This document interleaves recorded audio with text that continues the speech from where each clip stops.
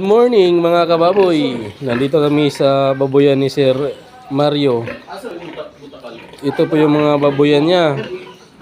Isang butakal at saka isang butakal lang pala at saka the rest is inahin.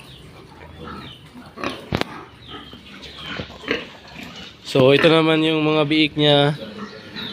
Pupurgahin namin to ngayon. Tsaka ito, malapit na itong ma-dispose. Ayan. May swimming pool yan. Alagang pigrulak. Ito. Oh, tignan nyo. May swimming pool yan. Tignan nyo naman yung katawan.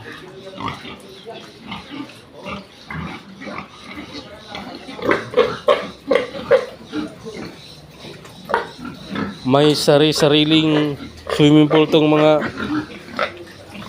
baboy na to.